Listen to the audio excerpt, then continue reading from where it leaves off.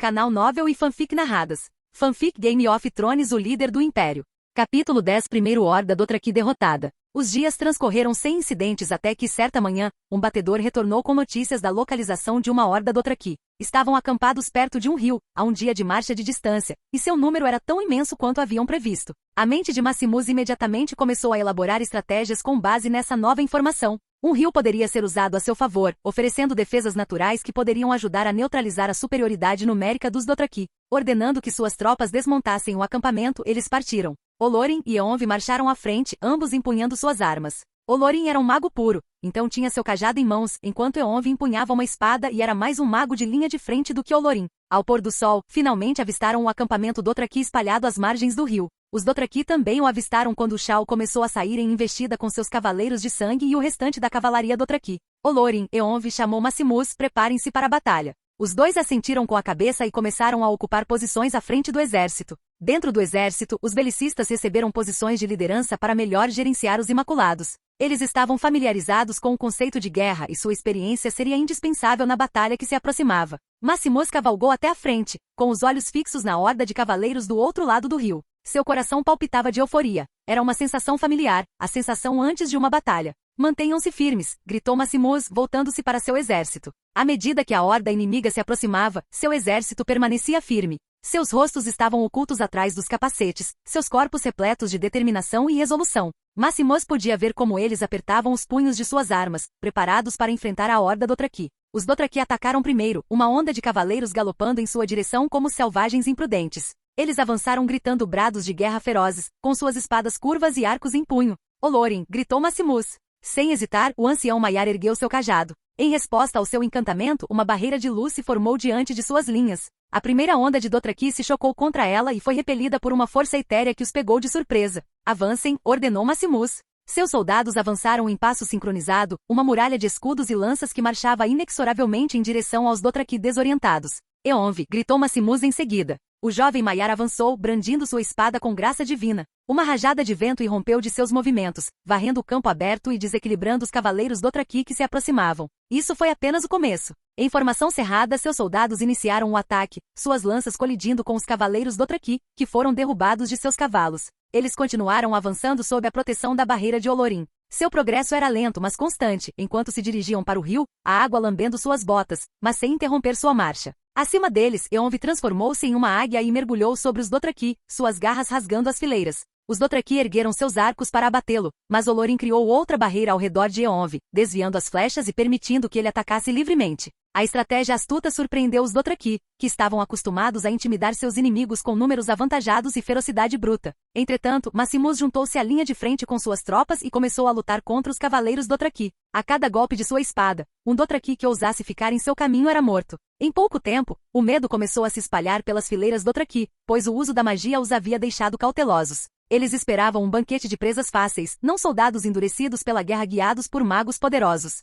Cavaleiros saqueadores tentaram flanqueá-los, mas a cada investida eram repelidos pelas fileiras inflexíveis dos Imaculados, cujas lanças formavam uma muralha impenetrável. Qualquer um que conseguisse romper essa barreira se via cara a cara com os terríveis arautos da lei. Do céu, Eonvi soltou um grito ensurdecedor ao mergulhar mais uma vez sobre os Dothraki. Em seguida, transformou-se em um urso gigantesco, aterrissando pesadamente sobre eles e despedaçando-os com garras afiadas como navalhas. Os cavaleiros Dothraki cambalearam em desordem, incapazes de manter o ímpeto anterior. O Shao, que fazia parte da primeira onda de cavaleiros, lutava a pé, pois havia sido derrubado do cavalo pela barreira. Ele conseguirá matar alguns Imaculados ao lado de seus cavaleiros de sangue, mas agora estava diante de Maximus ao lado de 10 priores negros. Os priores negros investiram contra os cavaleiros de sangue enquanto Maximus e o Shao Dothraki se encaravam. Com um grito selvagem, o Shao atacou primeiro. Seu araque cortou o ar com precisão mortal, apenas para ser interceptado pela própria arma de Maximus. Maximus usou sua agilidade e habilidade para parar todos os ataques enquanto desferia alguns dos seus. Embora o Shao fosse agressivo e implacável em seu ataque, faltava-lhe a técnica refinada de Maximus.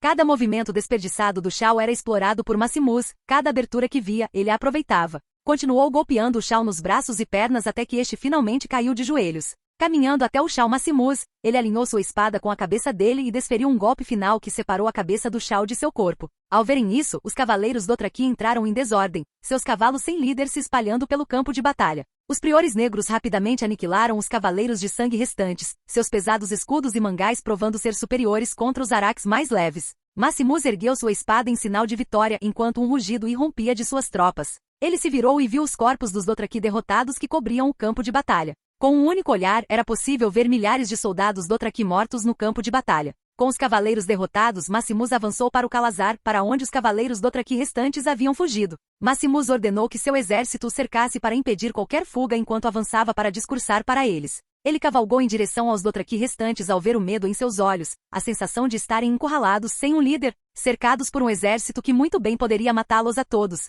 Dothraki! Gritou ele, sua voz ecoando pelo campo de batalha. Todos os olhares se voltaram para ele, os corpos tensos enquanto aguardavam suas palavras. Seu Shao está morto. Seus cavaleiros de sangue caíram. Ele gesticulou em direção aos corpos sem vida espalhados pelo campo. Suas palavras eram duras, mas verdadeiras. Você tem duas opções agora, render-se ou morrer. Ele disse claramente, sem deixar margem para mal-entendidos em sua voz. A realidade da situação pareceu se impor entre os Dothraki restantes, murmúrios de incerteza e medo percorrendo suas fileiras. Alguns jogaram suas armas no chão imediatamente. Seu Shao estava morto, e eles não tinham meios para derrotar o exército à sua frente, que também contava com magos. Outros hesitaram, o orgulho lutando contra o instinto de sobrevivência. Eram guerreiros até a medula, cada fibra do seu ser clamava contra a rendição. Maximus observava a todos, aguardando que os murmúrios e sussurros cessassem. Escolham com sabedoria, disse ele. Um a um, os Dothraki largaram suas armas. Ainda havia alguns que se recusavam a se render, mas Olorin usou seu cajado e provocou uma onda de choque que se espalhou entre os Dothraki, forçando-os a se ajoelharem. De agora em diante, todos aqui me servem e terão uma vida muito melhor do que antes sob o domínio do Shao, anunciou Maximus, sua voz ecoando no silencioso campo de batalha. Vocês ainda podem viver como guerreiros ou viver em paz com suas famílias, mas sob o meu domínio. Diante do poder avassalador dos magos, os Dothraki restantes não tiveram escolha senão se render. Com os Dothraki restantes subjugados e ajoelhados diante dele, Maximus sinalizou para que seus soldados baixassem as armas. Agora que a batalha havia terminado, havia muitas coisas que ele precisava fazer, como contabilizar o número de baixas de ambos os lados, descobrir o número exato de pessoas que restavam na horda, recrutar os cavaleiros Dothraki restantes para o seu lado, etc. Havia muito o que fazer, mas primeiro ele havia concluído uma missão secreta, então examinou o sistema para ver do que se tratava.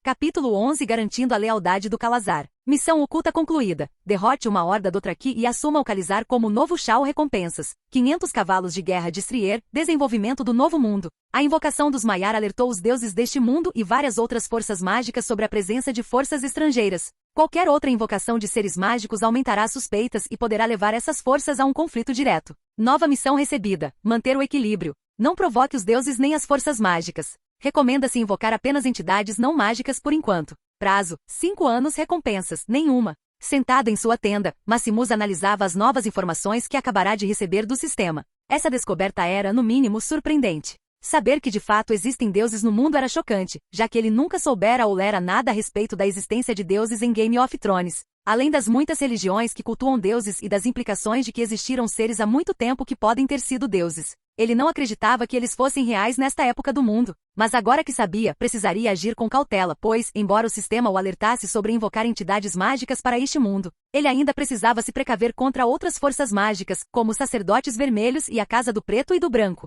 Enquanto estava absorto em pensamentos, fazendo ajustes em seus planos futuros, Olorin entrou em sua tenda e inclinou levemente a cabeça, saudando: Meu senhor, os Dothraki são surpreendentemente bem comportados, mesmo tendo matado seu Shao ontem mesmo. Olorin tinha curiosidade sobre a cultura Dothraki e havia feito algumas investigações, observando-os para melhor compreendê-los. Bem, na maior parte, há alguns Dothraki insatisfeitos com esse novo acordo, e tenho motivos para acreditar que eles poderiam tentar algo se tivessem a oportunidade, informou Olorin. Ao ouvir isso, uma ideia surgiu na cabeça de Maximus. Assim como Daenerys conseguiu a lealdade feroz dos Dothraki, ele pensou em fazer o mesmo para conquistá-los. Pelo que sabia, o fogo era altamente reverenciado na cultura Dothraki. Portanto, quando Daenerys emergiu ilesa do templo Dosh-Khalin em chamas, isso demonstrou aos Dothraki que ela tinha o favor e a proteção da poderosa divindade Dothraki, o Grande Garanhão. Utilizando essa informação, Maximus poderia criar um cenário onde emergeria do meio do fogo para fazer os Dothraki acreditarem que ele tinha o favor e a proteção do Grande Garanhão. Na verdade, poderíamos usá-los a nosso favor, respondeu Maximus, enquanto Olorin demonstrava curiosidade sobre o que ele tinha em mente.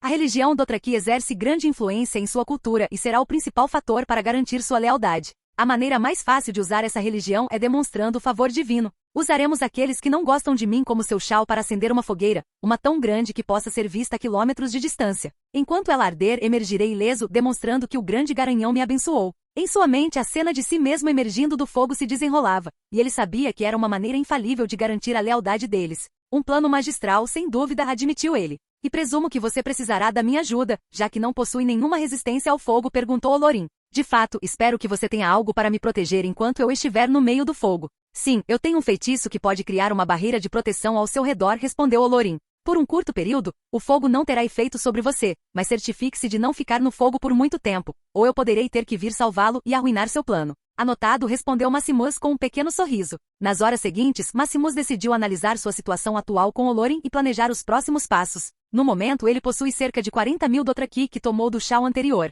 Aproximadamente 5.000 deles são cavaleiros Dothraki, enquanto o restante são mulheres, crianças, idosos e escravos. Ele tinha planos de eventualmente libertar os escravos, mas no momento os Dothraki não o veem como seu líder, nem ele tem autoridade suficiente sobre eles para simplesmente libertar todos os escravos. Assim que ele conquistasse mais Calazares e finalmente unificasse os Dothraki, então ele libertaria os escravos. Assim que a noite caiu, o plano começou. Olorin lançou ilusões sobre os Dothraki que não gostavam de Maximus, fazendo-os acreditar que ele era uma ameaça às suas tradições e que traria ruína ao seu modo de vida. Eles ficaram furiosos, acusando Maximus de crimes contra sua cultura e insultando o grande garanhão. Os descontentes, instigados pelas ilusões meticulosamente elaboradas por Olorin, dirigiram-se furtivamente para a tenda de Maximus. Para que o plano prosseguisse, os guardas ao redor da tenda de Maximus foram dispensados, deixando-o sozinho lá dentro. Ao chegarem à tenda e não encontrarem guardas, começaram a incendiá-la. Olorin criou a ilusão de que eles tinham um de seus potes de óleo em chamas e o usou para atear fogo na tenda. Lentamente o fogo se alastrou à medida que a madeira e a estrutura da tenda começaram a ruir. O fogo ficou mais intenso, atraindo a atenção de todos no acampamento, que começaram a se reunir ao redor da tenda para ver o que estava acontecendo. O exército de Maximus estava confuso e preocupado com o incêndio na tenda de seu senhor. Alguns até tentaram entrar para salvá-lo, mas Olorin fez o fogo crescer ainda mais à medida que se aproximavam. Dentro da tenda, Maximus estava de pé no meio, pronto para sair após alguns segundos. Assim que esse tempo passou, ele se preparou e saiu da tenda onde todos podiam vê-lo. Olorin lançou um feitiço de ilusão em Maximus para fazer parecer que suas roupas estavam rasgadas e queimadas pelo fogo, enganando todos os presentes. Ao verem Maximus sair ileso da tenda em chamas, um suspiro de espanto percorreu a multidão. As chamas ferozes que haviam consumido a tenda pareciam dançar ao redor de Maximus, criando uma aura de fogo quase etérea em sua volta. Afastando-se dos restos em chamas de sua tenda, Maximus ergueu-se diante da multidão, o rosto iluminado pelo fogo. Um silêncio sepulcral pairou no acampamento, enquanto todos os olhares se fixavam nele. Medo, admiração e respeito estampavam seus rostos. Aos olhos deles, ele não era mais apenas um chal. Aquela demonstração provava que fora escolhido e abençoado pelo grande garanhão. Um murmúrio de incredulidade percorreu a multidão, e então uma figura solitária caiu de joelhos em reverência. Era um dos descontentes, que havia incendiado a tenda de Maximus mais cedo. Tomado por medo e temor, ele curvou a cabeça até o chão diante de Maximus. Então, como uma onda que varre a areia, outros também começaram a se ajoelhar. Do guerreiro mais forte ao escravo mais frágil, todos os presentes se submeteram diante desse espetáculo miraculoso. Seus soldados fizeram o mesmo ao verem seu senhor emergir ileso do fogo. Um pequeno sorriso surgiu em seu rosto ao constatar que seu plano havia sido bem-sucedido. Agora, ele estava prestes a passar para a próxima fase, que envolvia unir os Dothraki sob seu comando. Capítulo 12 Ascensão do novo Shao. Uma semana havia se passado desde que o plano de Maximus fora bem-sucedido. Os Dothraki haviam se tornado ferozmente leais a ele e o viam como seu líder divino, o escolhido do grande garanhão. Os descontentes que outrora conspiraram contra ele agora eram seus mais fervorosos apoiadores. Maximus, com Olorin e Eonve ao seu lado, começou a pôr seus outros planos em ação. Primeiro, assegurou-se de que todos os Dothraki sob seu comando entendessem que ele não era apenas um novo líder, mas um revolucionário. Deixou claro que pretendia mudar seu modo de vida para sempre, instaurando uma civilização diferente de tudo que os Dothraki já haviam conhecido. Ele derrotaria todos os outros caos e se tornaria o único governante dos Dothraki. Pelo que ele sabia sobre o mundo, Westeros tinha uma população de cerca de 40 milhões de pessoas vivendo em todo o continente, enquanto Essos, a oeste das montanhas, tinha cerca de 42 milhões de pessoas vivendo em seu território. O próprio Mar Dothraki tinha cerca de 4 milhões de pessoas, o que era um pouco mais do que ele esperava, mas por outro lado, o Mar Dothraki era vasto, e as hordas eram muitas. Atualmente ele possui 40.000 seguidores Dothraki, a maioria crianças, mulheres, idosos e escravos. Os 5.000 que antes serviam como cavaleiros Dothraki sob o comando do Shao anterior agora servem a Maximus, totalizando 5.000 cavaleiros capazes de atirar flechas montados a cavalo e que são lutadores ferozes mesmo a pé. Ele começou a organizar a horda em vários grupos organizados com base em suas habilidades e especialidades. Cada grupo recebeu tarefas e funções específicas para manter a ordem e a eficiência dentro do Calazar. Maximus não queria governar uma horda sem rumo e sem mente. Ele queria uma força organizada capaz de mudar não apenas sua própria cultura, mas a do mundo inteiro. Cada grupo era liderado por 5 Lawbringers que mantinham a ordem em seus respectivos grupos e enviavam relatórios a Maximus caso algo exigisse sua atenção. Em seguida, ele decidiu expandir seu alcance. Conduziu seus seguidores em direção a outros Calazars com a intenção de uni-los sob seu comando. Ao se aventurar mais adentro do mar Dothraki, seu primeiro encontro foi com um pequeno Calazar composto por 15.000 cavaleiros Dothraki e 30.000 mulheres, crianças e idosos. Seu Shao era um homem austero chamado Joro, que não se deixava influenciar facilmente apenas por palavras. Maximus tinha cerca de 10.000 soldados, dos quais 5.000 eram cavaleiros Dothraki, mas a superioridade numérica por si só não permitiria a Shao Joro vencer a batalha, já que ele contava com Olorin e Eonve ao seu lado. Em vez de atacar diretamente, Maximus pediu uma trégua. Ele sabia que os Dothraki valorizavam a força e a coragem acima de tudo. Então, desafiou Shao Joro para um duelo para demonstrar sua força e convencer seu Calazar a segui-lo. Shao Joro, ao ser desafiado dessa forma por um Shao estrangeiro, não teve escolha a não ser mostrar ao seu Calazar que era mais forte do que aquele Shao estrangeiro e mostrar a Maximus o que era enfrentar um Shao. Sob o sol escaldante das vastas pradarias, Maximus e Joro se encaravam a cavalo. Maximus não precisava de sua espada para enfrentar Joro, então usou uma das armas Dothraki, um araque curvo, para lutar contra Shao Joro. A tensão era palpável enquanto eles circulavam um ao outro, cada um esperando que o oponente fizesse o primeiro movimento. Com um grito feroz, Joro investiu contra Maximus. Seu araque desferiu um golpe com toda a força, mirando no ombro de Maximus. Mas Maximus habilmente aparou o ataque e retaliou com um rápido corte na lateral de Joro. O Shao girou seu cavalo para o lado, escapando por pouco da lâmina. Contudo, Maximus não parou por aí. Com um movimento fluido transformou a defesa em um golpe completo, mirando nas costas desprotegidas de Joro. Joro conseguiu se virar a tempo de bloquear o ataque com seu próprio araque. A cada segundo que passava, a popularidade de Maximus crescia entre os Dothraki. Ele não era apenas um estrangeiro com ilusões de grandeza, mas um oponente formidável que podia se igualar a um de seus caos. Finalmente, ao avistar uma brecha na defesa de Joro, Maximus atacou. Seu araque atingiu o alvo no flanco de Joro antes que o Shao pudesse reagir. Joro soltou um gemido alto e caiu do cavalo na planície gramada. Maximus desmontou do cavalo e aproximou-se do Shao caído. Jogou fora seu araque, colocando o pé no peito de Joro para imobilizá-lo. Sua vitória era clara e incontestável. Desferindo o golpe final, Maximus voltou-se para a multidão e ergueu seu araque no ar com um grito estrondoso. Com a derrota de Shao Joro, seu Calazar se uniu a Maximus, reconhecendo sua vitória sobre o antigo Shao. Agora, ele possuía um formidável exército de 25.000 homens leais, prontos para lutar por ele. Rapidamente a notícia se espalhou entre os outros Calazar sobre o Shao estrangeiro que conseguirá tomar o controle de 2 Calazars e unificá-los em um só sob sua liderança. Suas forças recém-reunidas, agora imbuídas de um senso de unidade e propósito, partiram mais uma vez para o vasto mar Dothraki. Histórias de um Shao estrangeiro liderando um exército sem paralelo se espalharam pelas planícies como fogo em palha seca, levadas pelos ventos do deserto e sussurradas por comerciantes que passavam pela região. Dia após dia, o número de Calazar aumentava à medida que mais caos se rendiam diante de Maximus ou se juntavam voluntariamente a ele em sua missão de unir o povo nômade. Sua fama crescia, assim como sua influência. Alguns caos se renderam sem lutar, impressionados pelos rumores de que ele havia sido abençoado pelo grande garanhão. 4 meses se passaram desde que Maximus iniciará sua jornada de unificação. Os outrora 40.000 seguidores haviam crescido para impressionantes 200.000, espalhando-se pelas pradarias do mar Dothraki como um rio caudaloso. Era uma visão impressionante. Milhares de tendas dispersos pelo mar como pontos na tela de um pintor, cada uma abrigando Dothrakis que haviam jurado lealdade a Maximus.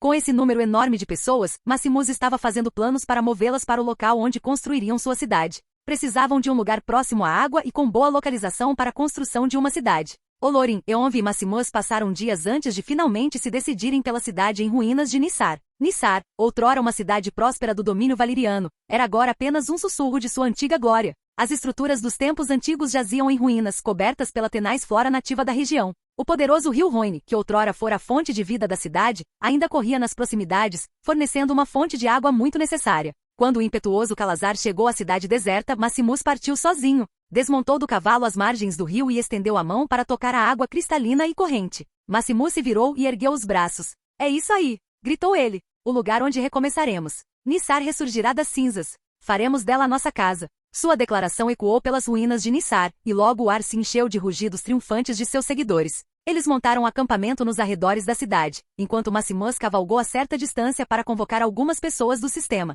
A primeira pessoa que ele convocou foi um mestre construtor, 400 pontos do sistema, que ficaria encarregado de construir a cidade. Em seguida, ele convocou 400 pedreiros e 200 carpinteiros, o que custou um total de 9.000 pontos do sistema, para construir a cidade. Cada pedreiro e carpinteiro ensinaria seus conhecimentos aos Dothraki, aumentando assim o número de pessoas que trabalhariam na construção da cidade. Os pedreiros e carpinteiros que ele havia convocado antes estavam trabalhando para Arin, construindo mais tavernas em cada uma das cidades livres e em alguns lugares de Westeros. Ele já havia enviado Faraday para informar Arin que começasse a entregar os suprimentos necessários para a construção da cidade. Eles vinham se preparando para esse momento, então tinham fundos suficientes e com a lealdade feroz dos Dothraki, ele também contava com mão de obra gratuita. Lenta, mas seguramente, ele estava transformando os Dothraki sob seu comando em um povo mais refinado, preservando partes de sua cultura, mas também alterando alguns aspectos. Isso era fácil de fazer com o uso da magia e invocando o nome do Grande Garanhão para impor essas mudanças. De volta a Nissar, Maximus havia começado a organizar os Dothraki em vários grupos que aprenderiam sob a liderança dos carpinteiros e pedreiros. A construção não estava prevista para começar antes do dia seguinte, então, para a noite, um banquete foi organizado e uma grande celebração foi realizada. Maximus conseguiu carne de primeira qualidade do sistema por 200 pontos, o que fez com que alguns dos Dothraki se curvassem em reverência devido ao seu sabor excepcional. Maximus simplesmente lhes disse que era carne de cavalo, concedida pelo próprio Grande Garanhão. Eles acreditaram nisso e começaram a espalhar a notícia pelo acampamento. Assim que eles se foram, Maximus examinou o esboço da cidade que planejava construir. O tamanho era grandioso, e seu projeto faria eclipsar qualquer cidade existente na época. Informações do sistema. Pontos restantes, 14.150. Missões, tarefas e desenvolvimentos mundiais ativos no momento. Missão, encontre e reivindique um local para a capital do seu império, que será concluída no próximo capítulo. Recompensas, 20.000 pontos do sistema. 1.000 pedreiros, 500 carpinteiros. Missão, derrote todas as hordas Dothraki para aumentar sua população e acabar com os bárbaros nômades. Recompensas, 40.000 pontos do sistema. Um dragão, 10 Vivern. Desenvolvimento do mundo. A invocação dos Maiar alertou os deuses deste mundo e várias outras forças mágicas sobre a presença de forças estrangeiras. Qualquer outra invocação de seres mágicos aumentará suspeitas e poderá levar essas forças a um conflito direto. Missão, manter o equilíbrio. Não provocar os deuses ou as forças mágicas. Recomenda-se invocar apenas entidades não mágicas por enquanto. Prazo, 5 anos. Recompensas, nenhuma. Capítulo 13 Progresso. Maximus idealizou uma cidade que não apenas abrigasse grandes estruturas e mercados extensos, mas também vastas áreas abertas para que os cavalos pudessem pastar livremente, uma homenagem às raízes nômades dos Dothraki. Haveria uma arena expansiva, um local tanto para combates quanto para banquetes, espelhando o Dosh Kalen de Vais Dothrak. Seus planos também incluíam fortificações adequadas, algo a que os Dothraki não estavam acostumados, mas cuja importância estavam aprendendo sob sua liderança. Muralhas de pedra cercariam sua cidade, altas torres de vigia se ergueriam acima da linha do horizonte, um sinal claro de seu poder e resiliência. Para ele, um grande palácio seria construído em uma das muitas margens do rio, como uma área separada do resto da cidade. Ao redor do palácio haveria seu próprio canal com pontes que ligariam a cidade principal ao palácio. O próprio palácio ficaria no topo de uma colina, com a área circundante servindo como quartéis para soldados, personagens importantes e edifícios para banquetes e outras festividades. Nos arredores da cidade, haveria terras agrícolas, quartéis e mais casas para as pessoas morarem. É claro que tudo isso não seria concluído em 5 anos. A cidade continuaria em construção nos anos seguintes, mas seria capaz de sustentar uma população bem superior a 5 milhões de pessoas. Haveria um estádio para corridas de cavalos lutas, entre outras atividades de entretenimento, o que seria uma boa maneira para os Dothraki se divertirem e ainda manterem seus costumes ancestrais. Separada disso, haveria outra arena apenas para lutas. Ela ficaria localizada perto do portão leste da cidade e seria um dos primeiros lugares que as pessoas viriam ao entrar na cidade. A cidade seria chamada de Alcance do Céu, o nome que capturava tanto a ambição de seu criador quanto a imensidão inspiradora do grande mar de grama que ela contemplava. A visão de Maximus para Alcance do Céu não era meramente a de uma cidade, mas a de um farol para o nascimento de uma nova civilização, um centro próspero para o comércio, a cultura e a comunidade. A cidade teria distritos dedicados a ofícios, artes, educação, religião e muito mais. Cada um meticulosamente planejado e organizado para atender às necessidades da população. A construção começou ao amanhecer do dia seguinte. Dezenas de Dothraki, sob a orientação de pedreiros e carpinteiros, mergulharam em suas tarefas com fervor. As ruínas outrora abandonadas de Nissar começaram a fervilhar com a atividade concreta, à medida que os planos ganhavam forma física. Ele também havia concluído uma de suas missões. Missão concluída. Encontre e reivindique um local para a capital do seu império. Recompensas, 20.000 pontos do sistema. 1.000 pedreiros, 500 carpinteiros. O trabalho continuou assim por uma semana, antes de Maximus partir com 30.000 homens para conquistar o restante dos Calazares Dothraki e se tornar o único Shao no comando dos Dothraki. Ainda havia cerca de 4 milhões de Dothraki e escravos para ele conquistar no Mar Dothraki, então, junto com Olorin, ele levou seu exército de volta para o Mar Dothraki. deixando para trás uma guarnição de 20.000 guerreiros e 11 para proteger a cidade caso ocorresse um ataque. A jornada foi longa, estendendo-se por dias que se transformaram em semanas. Eles atravessaram o vasto mar Dothraki, cavalgando pelas planícies durante o dia e acampando sob o imenso céu à noite. Cada semana trazia consigo novos encontros com vários Calazares que tinham ouvido falar do crescente poder de Maximus e não estavam nada satisfeitos com ele se autoproclamando Shao. Para Maximus isso era perfeito, já que ele não queria deixar nenhum Shao vivo para desafiar sua autoridade. Cada confronto com os Caos de pé era recebido com gritos de guerra ferozes e cavalos galopando, uma orquestra de guerra que ecoava pelo mar. Para cada Shao que resistisse, a retribuição seria implacável. Maximus optou por não matá-los imediatamente, mas sim desafiá-los para um duelo diante de seus seguidores.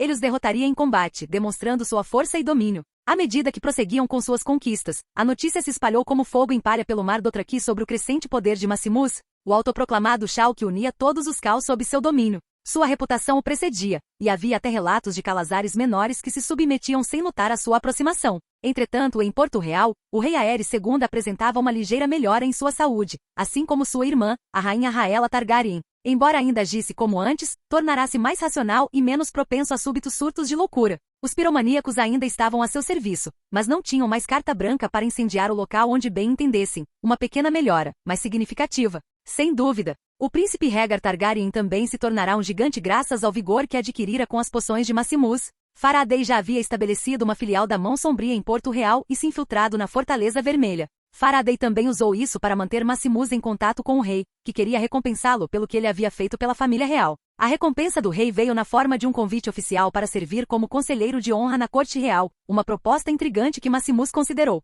No entanto, Maximus sabia que precisava agir com cautela. Aceitar tal cargo inevitavelmente atrairia a atenção e o escrutínio daqueles já envolvidos na intrincada teia da política da corte. A principal motivação do rei para isso eram as histórias que ouvia de Varys sobre Maximus em Essos. Ele havia conquistado dezenas de Calazares e estava se tornando uma força crescente em Essos. Além de suas poções, o rei Aerys queria garantir Maximus como um possível aliado, pois o ano corrente, 282 d.C., que acabará de começar, o fazia perceber que uma rebelião poderia ocorrer em breve. E se isso acontecesse, ele precisaria de mais dessas poções para vencer a guerra. Se Maximus estivesse em Porto Real, talvez o tivesse forçado a aceitar o cargo, mas como ele estava do outro lado do Mar Estreito, em Essos, não havia muito que pudesse fazer. As coisas já estavam piorando. Ele acabará de descobrir que seu filho havia desaparecido com Lyanna Stark, o que ele sabia que causaria problemas com o norte. Mas ele não estava preocupado, pois se eles ousassem fazer alguma coisa, ele simplesmente os queimaria todos. Faraday, por outro lado, não se limitou a se estabelecer em Porto Real, mas também se espalhou por outras cidades importantes das principais casas de Westeros. Ele se encontrou pessoalmente com vários lordes e damas em segredo, usando a desculpa de entregar mais poções para esses encontros. Ele havia estabelecido diversos contatos e criado vários relacionamentos com muitos deles, conseguindo alguns peões valiosos para usar. Ele já estava ciente da situação que estava acontecendo em Westeros e da guerra iminente, e já havia informado Maximus sobre isso. A resposta que ele recebeu foi uma lista de nomes que ele deveria garantir que fossem constantemente vigiados e protegidos, e que, quando necessário, deveriam ser resgatados de qualquer perigo. A lista não era longa, mas continha alguns nomes que ele já reconhecia como peças importantes em seu tabuleiro de xadrez. Ele se certificou de que cada pessoa na lista fosse constantemente vigiada e que sua localização fosse sempre conhecida. De volta a Essos, Arin havia expandido consideravelmente o negócio de bares. Agora havia mais de 3 bares em cada cidade, gerando renda, 8 caravanas circulando constantemente entre as cidades livres e 2 frotas comerciais com cerca de 40 navios cada. A organização se chamava Companhia de Comércio da Serpente Prateada e ostentava o símbolo de uma serpente em tudo que possuía. A Companhia Comercial Serpente de Prata havia crescido a tal ponto que se tornará um pilar nas economias das cidades livres. Os funcionários da empresa eram bem remunerados, e já era sabido que se você trabalhasse para a Serpente de Prata, sua vida estaria garantida. Embora isso também tenha causado problemas para alguns trabalhadores, já que corriam o risco de serem roubados por bandidos e ladrões, pois sabiam que possuíam dinheiro, e não havia guardas suficientes em cada cidade para protegê-los sem colocar o estabelecimento em risco. Em resposta, Arin contratou mercenários e caçadores de recompensas locais para proteger os estabelecimentos e seus trabalhadores em cada cidade. Além disso, a Companhia Comercial Serpente de Prata continuou a prosperar. Eles começaram a fabricar seus próprios produtos, reduzindo assim o custo de importação de outras cidades. Instalaram fábricas têxteis, oficinas de ferreiro e começaram a treinar pessoas em vários ofícios sob a orientação de especialistas. As cidades livres passaram a vê-los não apenas como uma companhia comercial, mas como uma potência econômica que contribuía significativamente para o aumento de sua prosperidade. Capítulo 14 O Homem Mascarado. 2 meses depois. No Mar Dothraki, o poder de Maximus continuou a crescer. Ele agora possuía um enorme exército de 100.000 homens e havia garantido a lealdade de mais de 500.000 Dothraki, que enviou de volta a Yavin Srit para começar a contribuir com a construção da cidade. Sua campanha de unificação, embora brutal, foi inegavelmente eficaz. Os Calazares menores não tinham chance contra os seus, e mesmo o maior Calazar não tinha chance de derrotá-lo, forçando muitos deles a se juntarem a ele sem lutar. Os caos desses Calazares ainda duelavam com Maximus para que ele pudesse demonstrar sua força diante de seus guerreiros recém-adquiridos. As histórias já haviam viajado não apenas pelo Mar Dothraki, mas também se espalhado pelas cidades livres. O autoproclamado Shao estava gradualmente se tornando uma lenda. Contudo, durante uma batalha, algo imprevisto aconteceu. Ele estava lutando contra um Calazar que se recusou a se juntar a ele, mas durante a batalha recebeu um aviso do sistema. Aviso: interferência externa detectada. Nova missão: sobreviva à batalha. Recompensas. Antes que Maximus pudesse processar completamente o aviso, uma flecha cortou o ar com um assobio. Ele conseguiu desviá-la, mas outras vieram em seguida, caindo do céu em uma tempestade de granizo mortal. Ele logo percebeu que não eram flechas comuns, estavam envoltas em uma misteriosa chama verde. Escudos foram erguidos e cavalos relincharam de terror enquanto a chuva de fogo caía sobre eles. Maximus apertou as rédeas de sua montaria, dando ordens em meio ao caos. Os Dothraki que não usavam escudos estavam em desvantagem, pois seus corpos eram perfurados por essas estranhas flechas. Usando sua espada, ele derrubou flecha após flecha, o que encorajou seu exército após muitos terem morrido no ataque inesperado. Eles avançaram juntos ao seu lado, passando por cima dos corpos de seus camaradas e de seus inimigos. A saraivada de flechas não só matou alguns de seus homens, como também alguns inimigos. Enquanto cavalgava em direção ao inimigo que tentava fugir, ele viu surgir um grupo de cavaleiros renegados, com os rostos cobertos por máscaras. À frente deles estava um homem cuja estatura se destacava entre os demais. Ele cavalgou para a frente, brandindo uma arma que Maximus jamais vira, um chicote flamejante que dançava como fogo de dragão. Olorin apareceu ao lado dele no exato momento em que o chicote do homem mascarado cortou o ar como uma serpente flamejante. O soldado atrás de Maximus recebeu o impacto do chicote, caindo do cavalo com um grito estrondoso. Arqueiros, ordenou Maximus, sua voz cortando os sons da batalha. Uma saraivada imediata de flechas foi disparada contra o grupo mascarado, mas eles se moveram como sombras, esquivando-se com uma velocidade sobrenatural. Meu senhor, creio que essas forças sejam muito mais poderosas do que qualquer coisa que tenhamos enfrentado antes, disse Olorin, observando os homens mascarados. Maximus assentiu com a cabeça, concordando com o que Olorin dissera. Ele havia recebido um aviso do sistema sobre interferência externa. A única explicação lógica que lhe ocorreu foi que alguma das forças mágicas ocultas no submundo do mundo havia interferido em sua batalha ou talvez o tivesse visto como uma ameaça. O homem mascarado avançou com seu cavalo, cortando o ar em direção a Maximus e matando qualquer um em seu caminho. No entanto, Maximus estava preparado. Com um rápido passo lateral, esquivou-se do golpe e contra-atacou com um feroz movimento de sua espada. Para surpresa de Maximus, porém, o homem mascarado desviou o golpe sem esforço e contra-atacou imediatamente. Este não era um inimigo comum. Olorin começou a lutar contra o grupo de outros cavaleiros mascarados enquanto ainda mantinha Maximus sob vigilância. Ele sabia que seu senhor era capaz de se defender, mas este não era um adversário qualquer. Parte da batalha parecia uma dança da morte onde cada passo em falso significava mortalidade. O choque do aço reverberava pelo ar, pontuado pelos gritos de homens e cavalos. O inimigo era ágil, e sua força parecia igualar a de Maximus. O chicote de fogo não deixava nada além de cinzas em seu rastro. Maximus grunhiu quando o homem mascarado o empurrou para trás com um forte coice. Seu cavalo empinou de medo, quase o derrubando. Mas Maximus se manteve firme, sem afrouxar o aperto. Ele contra-atacou com um poderoso golpe lateral, do qual o homem mascarado escapou por pouco. O confronto entre Maximus e o homem mascarado se intensificou. Com seu chicote semelhante ao de um dragão e sua agilidade, ele se movia com uma precisão que desafiava o combate comum. A lâmina de Maximus cortou o ar, encontrando o chicote do homem mascarado. O chicote de fogo crepitou ao redor da espada de Maximus, suas chamas perigosamente próximas à sua pele. Os olhos do homem mascarado brilharam através das fendas de sua máscara, mostrando que ele de fato não era uma pessoa normal. Os pensamentos de Maximus corriam a mil. Ele precisava se adaptar rapidamente. O homem mascarado era claramente um adversário formidável, potencialmente aprimorado por quaisquer forças mágicas que estivessem em jogo. Suas táticas convencionais poderiam não ser suficientes. Com a mente em outro lugar, o homem mascarado conseguiu fazer um movimento rápido e estava prestes a desferir um ataque direto contra Maximus. Ele não teve tempo suficiente para bloquear com a espada, então a única opção que lhe restou foi usar o braço. Enquanto o chicote se enrolava em seu braço, ele gritou de dor ao sentir a queimação que se espalhava por todo o seu braço esquerdo. Mesmo com a dor, Maximus vislumbrou a oportunidade que surgira diante dele. Sem se importar com a segurança do próprio braço, Maximus usou toda a sua força e puxou o homem mascarado de seu cavalo, derrubando-o no chão. Ao mesmo tempo, ele investiu com seu cavalo e quando se aproximou saltou, erguendo sua espada no ar na esperança de desferir o golpe final. O homem mascarado mal conseguiu desviar o golpe, mas o ataque de Maximus foi suficiente para fazê-lo cambalear. Percebendo que a luta poderia se voltar contra ele em breve, o mascarado soltou um rosnado baixo. O chão ao seu redor pareceu cintilar com uma luz tênue e sobrenatural. Naquele instante, Olorin lutava com igual ferocidade contra os outros cavaleiros mascarados, seus movimentos um borrão enquanto abria caminho entre suas fileiras. Ele lançou um olhar para Maximus, percebendo que seu senhor estava levando a melhor. Olorin investiu contra os cavaleiros mascarados restantes, sua magia cortando suas defesas enquanto avançava em direção a Maximus. O homem mascarado, percebendo a mudança na dinâmica de poder, fez um movimento decisivo. Ele chicoteou com um golpe final e poderoso, lançando uma onda de fogo em direção a Maximus. O ataque tinha a intenção de subjugá-lo e encerrar a luta em uma explosão de fúria.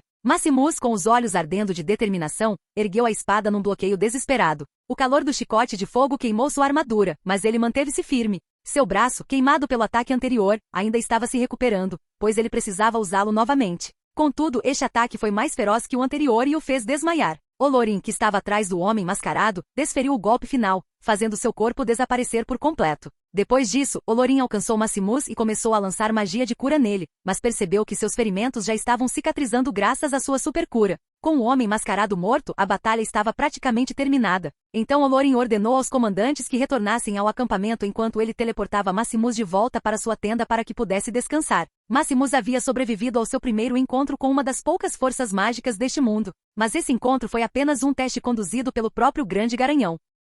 Capítulo 15 O Grande Garanhão. Enquanto Maximus estava inconsciente, sua mente foi transportada para um espaço escuro, e diante dele, erguia-se uma figura gigantesca, luminosa e imponente. Ele não reconheceu a figura à sua frente, mas podia supor que o que acabará de lhe acontecer provavelmente fora causado por ela. Maximus, disse a figura, sua voz ecoando na vasta imensidão enquanto estendia a mão. Sua presença neste mundo não passou despercebida, pelo menos para mim. Não posso falar pelas outras divindades e forças poderosas que existem por aí, mas tenho demonstrado um grande interesse em você. Por quê? Foi tudo que Maximus conseguiu perguntar. Porque você não só conseguiu unir uma grande parte do povo Dothraki, como também garantiu a lealdade deles utilizando seu conhecimento da cultura deles. O que eu acho intrigante. No início eu me perguntava quais eram suas intenções, mas agora que sei, estou curioso para ver como você transformará os Dothraki de um povo nômade em uma civilização propriamente dita. E como sua ascensão ao poder afetará o resto do mundo, declarou a figura. Isto é um teste? Perguntou Maximus, sua voz ecoando pelo vazio silencioso. Estou sendo julgado? A figura deu uma risadinha e disse, sim, de fato, você é, e passou no teste ao derrotar o homem mascarado e seus seguidores, provando-me que você é um guerreiro e líder capaz.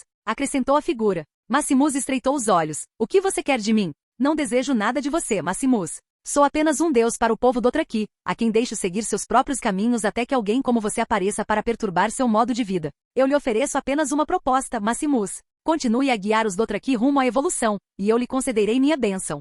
Recuse e você será deixado à própria sorte com as outras forças do mundo, declarou a figura num tom que não era nem ameaçador nem prometido, mas algo entre os dois. Maximus ponderou suas palavras cuidadosamente. Ele não tinha chegado até ali para desistir agora. Com um suspiro pesado, assentiu. Aceito. Uma risada ecoou pelo vazio quando a figura ergueu a mão, e uma luz envolveu Maximus. Quando você acordar novamente, disse a figura, sua voz ressoando através da luz, você encontrará meu poder dentro de si. Use-o com sabedoria, Maximus. E então a escuridão o engoliu por completo. Ao acordar, Maximus se viu de volta em sua própria tenda com Olorin ao seu lado. Seu corpo já estava curado dos ferimentos sofridos nas mãos do homem mascarado. Olorin pareceu aliviado. O senhor nos deu um baita susto, meu senhor. Maximus mal registrou as palavras enquanto flexionava a mão, sentindo um poder desconhecido percorrer suas veias. Quando Maximus começou a se levantar da cama, Olorin correu para ampará-lo. Calma, meu senhor. O senhor esteve inconsciente por quase um dia. Maximus afastou-se dele delicadamente. Sinto-me bem, Olorin. Mais do que bem, na verdade, disse ele, endireitando-se completamente.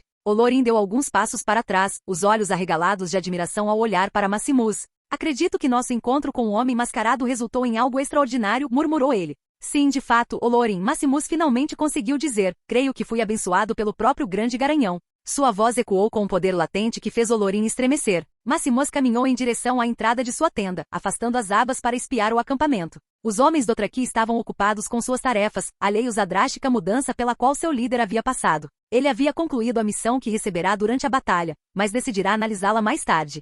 Enquanto isso, em Westeros, as coisas começavam a se complicar com a notícia do desaparecimento do príncipe Rhaegar e de Lyanna Stark. Sussurros e rumores preenchiam os corredores de todos os castelos, deixando uma tensão que pairava no ar como uma densa névoa. No norte, Eddard Stark e seu pai, Lord Rickard Stark, estavam consumidos pela raiva e pela preocupação com o súbito desaparecimento de sua amada Lyanna. O Norte não deixaria isso passar impune. Eles compreendiam as graves implicações da ação imprudente de Rhaegar. Em resposta, o irmão mais velho de Lyanna, Brandon Stark, foi até Porto Real e ficou em frente à Fortaleza Vermelha, ameaçando a vida do príncipe Rhaegar. Embora Rhaegar não estivesse presente, o rei Aerys estava, e ordenou a prisão de Brandon. O pai de Brandon, Lord Rickard, foi convocado a Porto Real em resposta às ações de seus filhos. E no julgamento que se seguiu, tanto Brandon quanto Rickard foram mortos por ordem do rei Aerys com fogo vivo. No entanto, o rei Aerys não ficou satisfeito com isso e enviou um corvo a Jon Arryn ordenando que lhe enviasse as cabeças de Eddard Stark e Robert Baratheon. Mas Jon Arryn recusou, convocando suas forças e hasteando seus estandartes.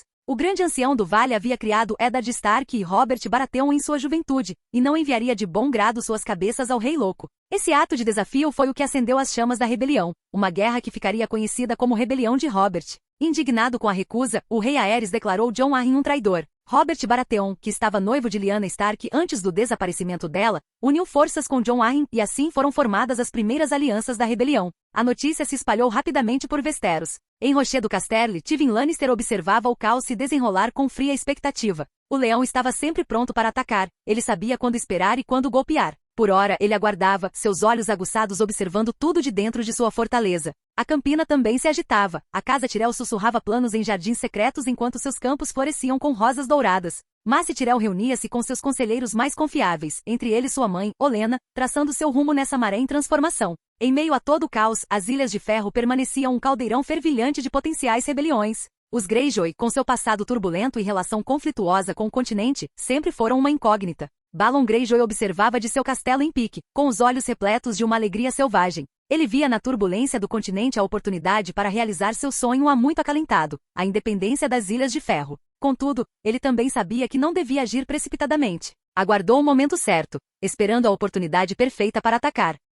Capítulo 16 Uruk-hai. Aviso. Interferência externa detectada. Nova missão. Sobreviva à batalha. Recompensas. A missão concluída. Sobreviva à batalha. Recompensas. 2 legiões de Uruk-hai. As recompensas que ele obteve por sobreviver à batalha, embora não fossem o que esperava, ainda eram bastante boas. Os Uruk-hai eram guerreiros brutais da Terra-média e a raça mais forte de orcs. E ele tinha 2 legiões deles, que somavam 10.000 Uruk-hai no total, 5.000 por legião. Ele não os invocou imediatamente, mas esperou, pois esta seria a primeira vez que invocaria uma unidade do tipo orc de outro mundo. Ele não sabia como os Dothraki reagiriam, embora tivesse certeza de que se os invocasse diante deles, poderiam começar a vê-lo como um deus. Foi então que uma ideia lhe ocorreu. Ele poderia invocar os Uruk-hai diante dos Dothraki, alegando que eram poderosos guerreiros enviados pelo próprio Grande Garanhão para auxiliá-los na conquista dos outros Calazares. Ele já havia usado o Grande Garanhão para aumentar sua autoridade entre os Dothraki antes, e agora que estava abençoado, tinha certeza de que usar seu nome novamente não seria um problema, podendo até mesmo se provar extremamente eficaz. Então, em seu acampamento, ele reuniu todos em um só lugar e começou a contar-lhes como o Grande Garanhão lhes havia dado um presente por seus esforços. Maximus já havia conversado com Olorin sobre convocar os Uruk-hai, pois sabia do histórico que tinham. Olorin concordou, contanto que os Uruk-hai obedecessem às suas ordens, ele não teria problemas. Então, explicou que não tinha desgosto pelos Uruk-hai em si, mas sim pelas pessoas que eles frequentemente serviam e pelas quais lutavam. Com isso resolvido, Maximus ficou de pé diante da multidão de Dothraki reunida, sua voz ecoando por todo o acampamento enquanto contava histórias sobre o favor do Grande Garanhão. O murmúrio entre a multidão aumentou ainda mais à medida que sua história chegava ao clímax. E assim anunciou Maximus com a voz carregada de autoridade, o Grande Garanhão, satisfeito com nossa bravura e coragem em batalha, nos abençoou com guerreiros tão ferozes quanto a tempestade, tão brutais quanto a tempestade no deserto. Guerreiros que farão nossos inimigos fugirem apavorados. Guerreiros que nos tornarão imparáveis. A expectativa na multidão era palpável. Maximus se afastou da multidão e começou a invocar as 2 legiões de Uruk-hai do sistema. O chão tremeu sob seus pés quando, do nada, surgiram 2 legiões de Uruk-hai, com 10.000 soldados cada. Suas armaduras reluziam ameaçadoramente sob o sol e suas espadas cruéis estavam desembainhadas, prontas para a batalha. Um silêncio reverente tomou conta da multidão Dothraki antes de explodir em vivas triunfantes. Eles ergueram seus araques para o alto, seus gritos ecoando pelas planícies. A visão daqueles brutais guerreiros orcs materializando-se do nada os deixará maravilhados com Maximus, reforçando a crença de que ele era de fato um líder escolhido pelos deuses. Maximus observava orgulhosamente suas novas legiões Uruk-hai se integrarem aos seus guerreiros Dothraki. Os Dothraki, antes tomados por uma curiosidade cautelosa, agora se aproximavam dos Uruk-hai sem medo, ansiosos para conhecer esses novos aliados concedidos pelo próprio Grande Garanhão. Os Uruk-hai, por sua vez, seguiram as ordens de Maximus, curvando-se em sinal de fidelidade. Suas vozes guturais profundas ecoaram pelo acampamento enquanto entoavam seus cânticos de lealdade. Agora marchamos, declarou Maximus. marchamos rumo à vitória. E assim o fizeram. Com um exército composto por poderosos cavaleiros Dothraki e os orcs Uruk-hai de Mordor, Maximus os liderou rumo à sua próxima batalha. Entretanto, perto da cidade de Avensrith, Alexandre acabará de chegar com seus 300 guerreiros mercenários, além de alguns outros que se juntaram a eles, totalizando cerca de 500 homens. A princípio, eles se depararam com um grupo de cavaleiros Dothraki, tentando descobrir qual exército ousara se aproximar de sua cidade. Mas Eonvi reconheceu quem era Alexandre e ordenou que os Dothraki recuassem. Eonvi o cumprimentou e o acolheu na grandiosa cidade que seu senhor planejava construir, permitindo também a entrada dos 500 guerreiros sob o comando de Alexandre na cidade. Enquanto Alexandre e seus homens adentravam a cidade, ficaram maravilhados com as milhares de pessoas que trabalhavam arduamente na construção do que, em sua visão, seria uma cidade gigantesca. Ele já podia ver pessoas cavando o contorno do que provavelmente seria a muralha, enquanto, no interior, já era possível observar os alicerces das casas sendo erguidos. Bem-vindos à nossa nova casa, anunciou Eonvi, abrindo os braços como se estivesse apresentando a cidade pessoalmente. Nosso Senhor a chamou de alcance do céu, porque ela representará algo que não é deste mundo. Alexandre assentiu com curiosidade. Sabia que seu senhor tinha grandes ambições, mas não imaginara uma cidade tão magnífica. Enquanto caminhava pela cidade movimentada, viu crianças brincando e idosos descansando tranquilamente nas áreas sombreadas.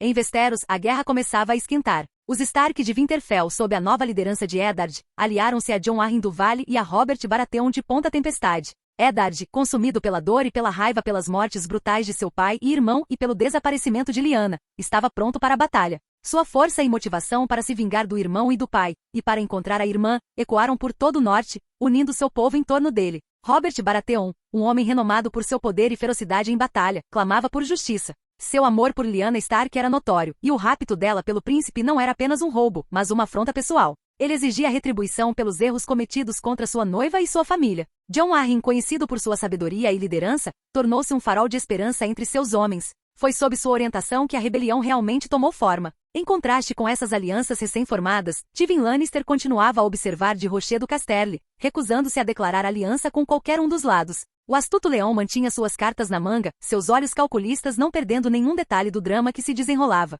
Quando chegasse a hora certa, ele atacaria.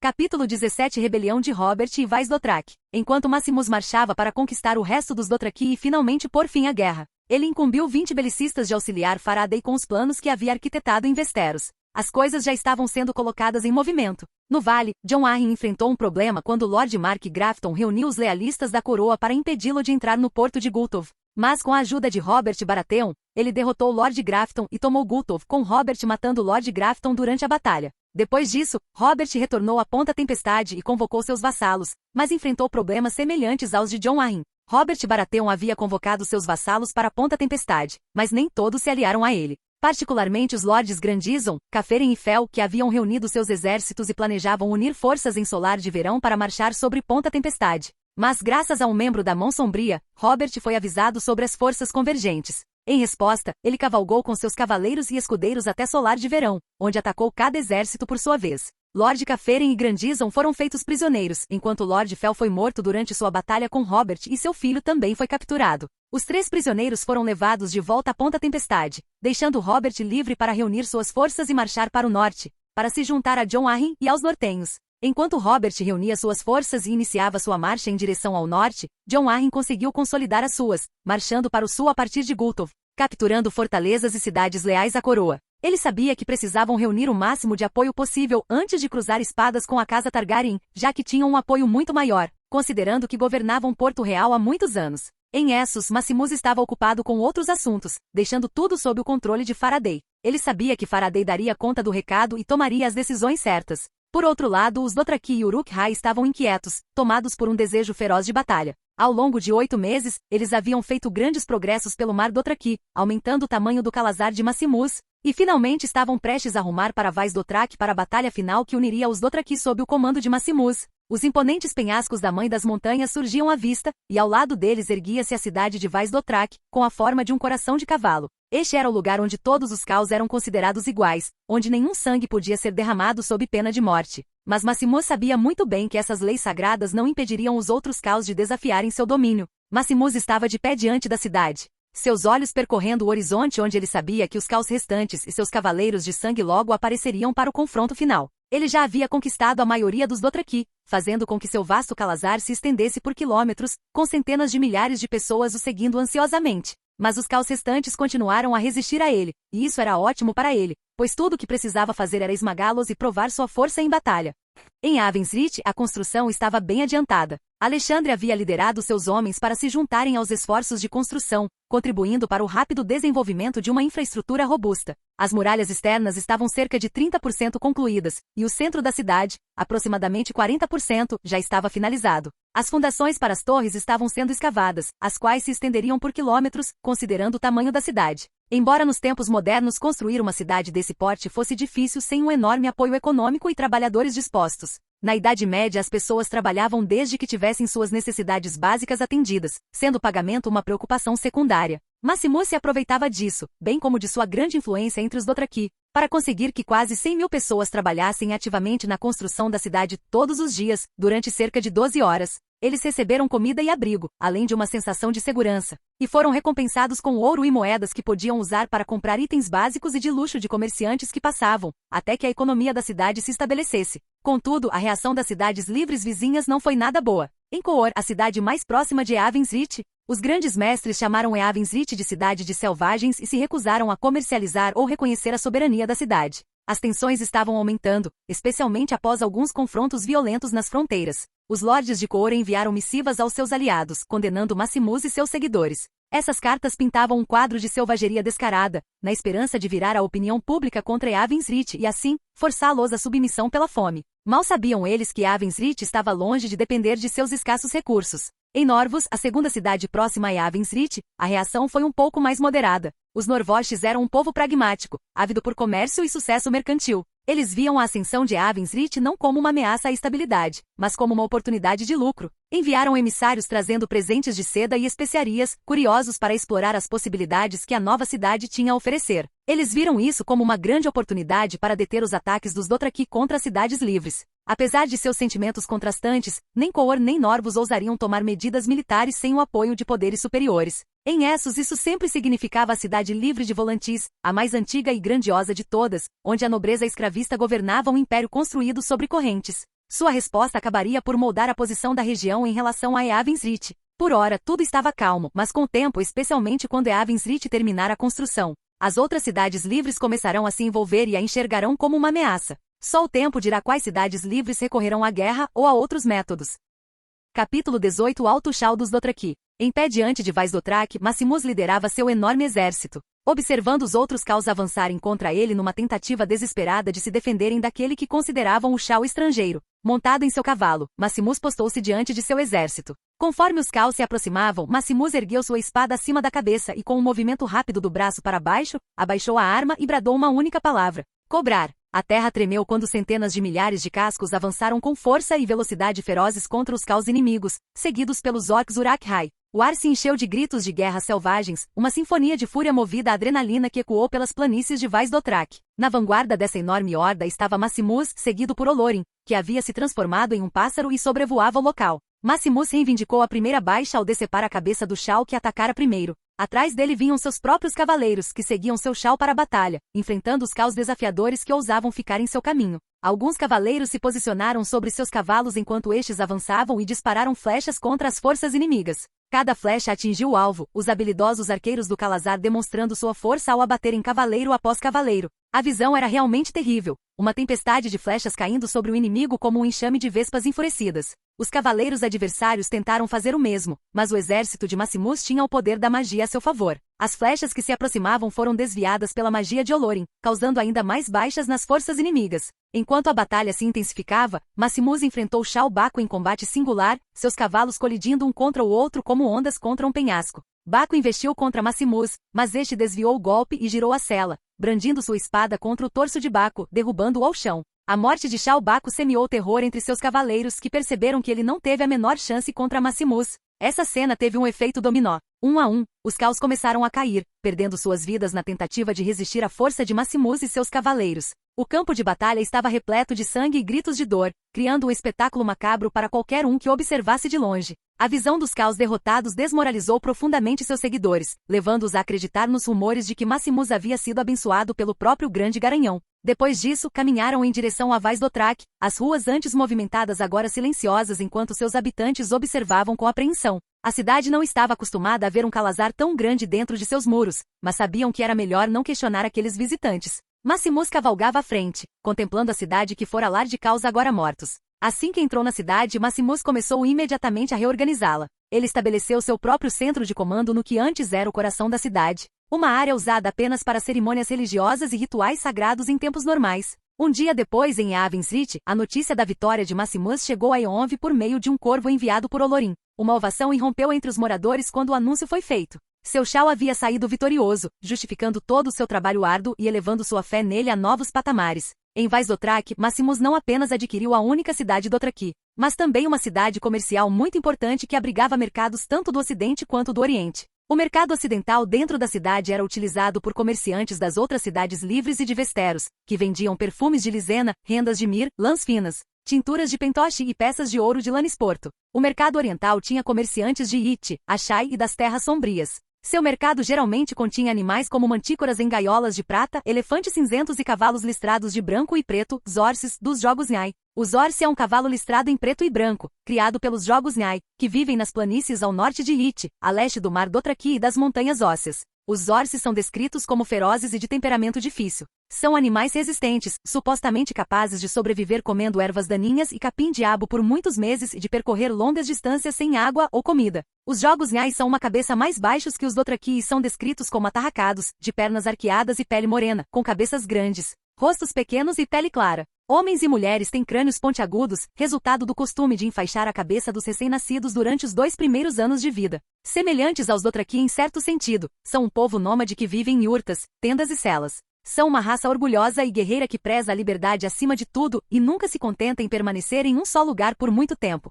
Viajam da mesma forma que um Calazar Dothraki, com um chefe guerreiro no comando de todo o bando. Mas ao contrário dos Calazares Dothraki, os bandos Jogos Nyai não guerreiam entre si, pois seus deuses os proíbem de derramar o sangue de seu próprio povo. Os jovens cavalgam para roubar cabras, zorses e cães de outros bandos, enquanto as moças saem para raptar maridos, mas esses são rituais sagrados pelos deuses, durante os quais nenhum sangue pode ser derramado. Contudo, os Jogos Nyai vivem em um estado perpétuo de guerra contra todos os povos vizinhos. Após assegurar Vaz Dothraki, Maximus planejou transformar a cidade em um verdadeiro centro comercial, rivalizando com qualquer cidade livre e estabelecendo-a como a ligação entre o mundo ocidental e o mundo oriental. Existiam outras rotas comerciais marítimas, mas nunca houve uma rota terrestre segura e verdadeiramente estabelecida que conectasse os dois mundos.